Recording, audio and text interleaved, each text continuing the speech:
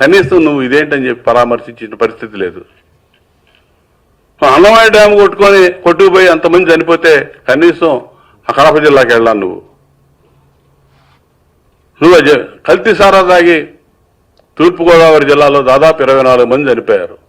కనీసం పరామర్శించిన పరిస్థితి లేదు. కానీ ఇక్కడ రౌడీ షీటర్లు మాత్రం నువ్వు వెళ్తావు గబగబా రాజకీయ పబ్బం గడుపుకోవడానికి ఇది ఒక అవకాశంగా ఏ విధంగా మలుచుకోవాలని చెప్పి తాపత్రయపడతా ఉన్నావు. తెనాల్లో రౌడీ షీటర్లు దాడి చేసిన కానిస్టేబుల్ కూడా వాళ్ళ భార్య కూడా దళితురాలే. ఆవిడ అడుగుతా ఉంది, పోయి పరామర్శించి మరి. తెనాల దాకా వెళ్ళినాడు రౌడీ షీటరు ఒక కానిస్టేబుల్ మీద హత్యాయత్నం చేశాడు. ఆయన భార్య దళితురాలు బాధపడతా ఉంది, రోధిస్తా ఉంది, పోయి పరామర్శించు మరి. నిందితుడిపై పాత కేసులు ప్రస్తుత ఘటనకు ఏ సంబంధం లేదంటున్నాడు. ఎవడన్నా చెప్తాడండి? నువ్వు ప్రజాప్రతినిధిగా ఇప్పుడున్నావు, పులివెందుల నుంచి ముఖ్యమంత్రిగా వెలగబెట్టావు. పాత కేసులు కాదు, అతని నేచర్ ఏంటి, ప్రొఫెషనల్గా అతని విధానం ఏంటి, వాడి చరిత్ర ఏంటి, గత చరిత్ర ఏంటి, రౌడీ షీట్ ఎప్పుడు వచ్చింది? నీ ప్రభుత్వంలో వచ్చింది వాడి మీద.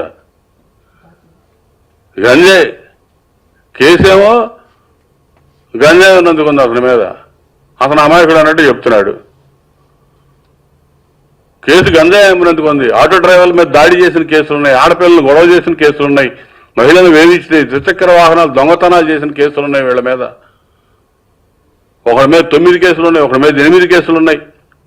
వీళ్ళని సమర్థిస్తా మాజీ ముఖ్యమంత్రి వెళ్ళటం అనేది ఎంత దారుణమైనటువంటి పరిస్థితి అంటే, ఈ రౌడీ షీటర్లు, హిస్టరీ షీటర్లు, సస్పెక్ట్ షీటర్లు, బ్లేడ్ బ్యాచ్, గంజాయి బ్యాచ్కి ఒక మాజీ ముఖ్యమంత్రి మద్దతుగా పోవటం అనేది చాలా అసహించుకుంటా ఉన్నారు ప్రజలు రాష్ట్రంలో.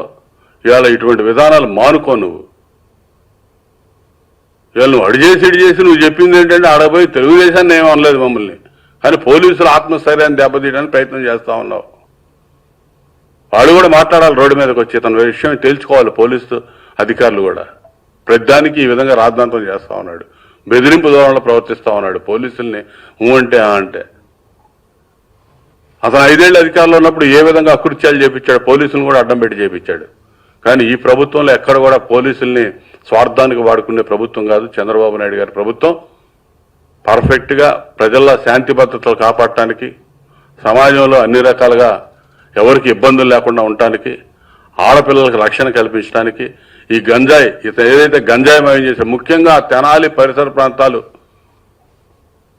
పట్టణంలో కానీ గ్రామాల్లో కానీ వీధుల్లో గంజాయి గత 5 ఏళ్ళు ఈయన హయాంలో ఆ విధంగా ఒక హబ్బులాగా తయారు చేసి పెట్టాడు.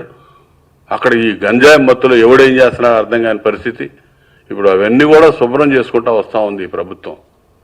ఆ దిశగా చేసే విధానంలో ఈ జరిగే అంశాలని మళ్ళా అడ్డుకోవడానికి ఇవాళ జగన్మోహన్ రెడ్డి ప్రయత్నం చేస్తా ఉన్నాడు. ప్రభుత్వం చేసే మంచి, ఆ రోజు వీళ్ళు చేసినటువంటి దుర్మార్గాల్ని వేరువేసే విధానంలో అడ్డుపట్టడానికి చేస్తున్నటువంటి కుట్రలు, కుయుక్తులు ఇవన్నీ కూడా ప్రజలు గమనించండి. ఇటువంటి పనికిమాలిన రాజకీయవేత్త సమాజానికి చాలా ప్రమాదకరం. దీన్ని అందరూ కూడా గమనించి గుర్తుపెట్టుకొని వీళ్ళకి ఎక్కడికక్కడే అడ్డుకట్ట వేయాలని చెప్పి ప్రజలకు కూడా విజ్ఞప్తి చేస్తా ఉన్నా. చెప్పే కదా 9 కేసులు, చిన్న కేసులు. ఏం కేసులు? గంజాయి కేసులు ఉన్నాయి, ఆటో డ్రైవర్ల మీద దాడి చేసిన కేసులు ఉన్నాయి, విద్యార్థిని కిడ్నాప్ చేసిన కేసులు ఉన్నాయి, కళ్ళు దుకాణం మీద దాడి చేసిన కేసులు ఉన్నాయి, మహిళల మీద